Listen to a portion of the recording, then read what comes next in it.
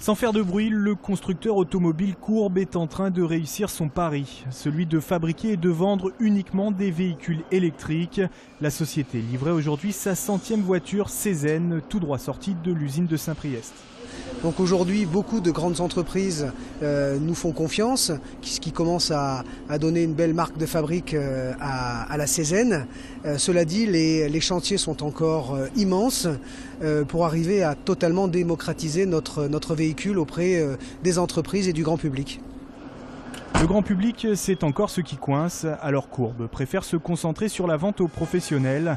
Avec un coffre de 540 litres, la Cézanne est considérée comme un utilitaire, un argument qui a fini de convaincre RDF, acquéreur du 100e véhicule. Aujourd'hui, nos techniciens, quand ils font leurs 80 à 100 km par jour, ont besoin d'un véhicule, bien entendu, qui soit tout d'abord fiable, mais sécuritaire, doté des dernières technologies et qui puisse aussi leur permettre de mettre l'ensemble des outils dont ils ont besoin pour faire leur travail dans les meilleures conditions. L'objectif est d'atteindre la barre des 600 véhicules à la fin de l'année. La Cézanne, qui dispose de 120 km d'autonomie, est vendue aux alentours de 16 000 €, aide gouvernementale comprise.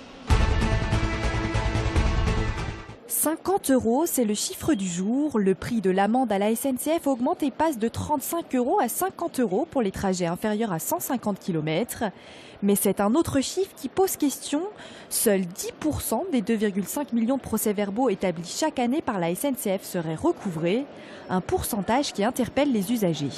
Ouais, c'est assez incroyable quand même. Je suis même étonné qu'il n'y ait pas de suivi derrière. J'ai payé quelques amendes, mais c'était sur le coup. Je savais pas qu'on pouvait faire attendre et ensuite ne pas la payer. Ça donne envie de pas payer, ouais, surtout si l'amende augmente en fait.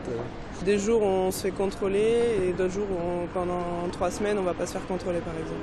Pour améliorer ce taux de recouvrement, la SNCF entend collaborer avec l'État pour identifier plus facilement les adresses des contrevenants.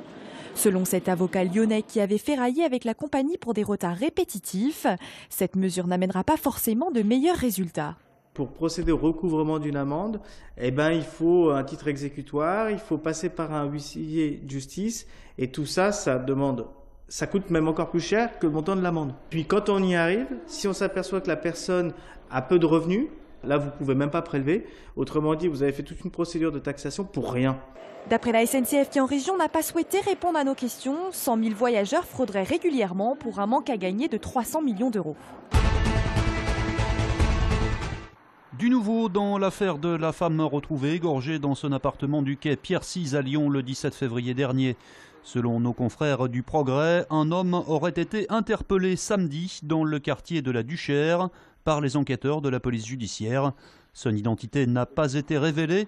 On sait toutefois que la police était à la recherche du compagnon avec qui cette femme vivait depuis 2 ans. Nous n'avons pas été informés de ce projet de reprise d'une partie du capital d'Euronews. C'est dommage. Un peu vexé, Jean-Jacques Kéran, de ne pas avoir été informé de l'arrivée d'un nouvel actionnaire majoritaire à Euronews. La chaîne d'information européenne basée à Lyon devrait bientôt passer sous pavillon égyptien avec l'entrée au capital de Naguib Sawiris à hauteur de 53%. Le président de la région affirme qu'il sera vigilant et qu'il n'est pas question de laisser partir Euronews.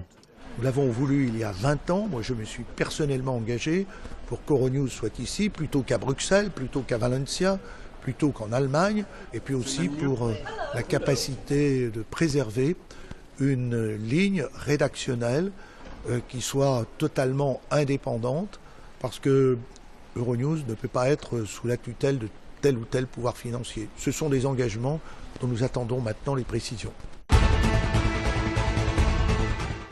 La tête des mauvais jours pour Hubert Fournier. Après une impressionnante série de 11 matchs sans défaite, le leader est tombé samedi sur la pelouse de Lille. Les Lyonnais se sont inclinés 2-1. Pourtant, ce sont eux qui avaient ouvert le score. Une défaite au final sans conséquence puisque le PSG a une fois de plus raté l'occasion de prendre le fauteuil de leader. Les Parisiens n'ont pas fait mieux que 0-0 à Monaco. Lyon ne compte plus qu'un point d'avance en tête de la Ligue 1. On vous attend pour la saison prochaine. Ils l'ont fait, les joueurs du LHC se maintiennent en Ligue Magnus après leurs 2 succès à Caen ce week-end. Les Lyonnais qui terminent la série à 4-0 n'ont laissé aucune chance aux Normands. Le LHC est le premier promu à parvenir à se maintenir dans l'élite du hockey depuis 6 ans. On a eu une saison difficile, on avait fait un très bon début jusqu'au mois de novembre. Après, on a eu pas mal de blessés, on a eu des performances plus délicates et on ne s'est pas qualifié pour un point. Alors c'est vrai que ce soir, c'est une satisfaction. C'est notre première année en Ligue Magnus, on est content d'y rester. Autre bonne nouvelle, le succès de l'Asvel sur le parquet de Chalon-sur-Saône. La Green Team s'est imposée d'1 point, 80-79, après avoir été menée toute la partie. Les Villeurbanais peuvent dire merci à Alex Hacker qui a pris ses responsabilités en fin de rencontre. Il termine meilleur marqueur à 21 points. Pour son premier match, Mitchem a inscrit 7 points. L'Asvel est 8e de Pro A, toujours en course pour les playoffs. Je savais qu'il fallait que je sois à l'heure. Parce que je savais que j'allais me faire disputer. Une Lyonnaise, héroïne d'un documentaire. Pendant un an, le réalisateur Olivier Ducret a suivi Françoise, infirmière à domicile. Le film intitulé La vie des gens raconte son quotidien et donne la parole à ses patients, bien souvent des personnes âgées et isolées. La vie des gens sortira au cinéma le 4 mars prochain. Par ailleurs, une soirée en présence du réalisateur et de l'infirmière est programmée le jeudi 5 mars au Comédia.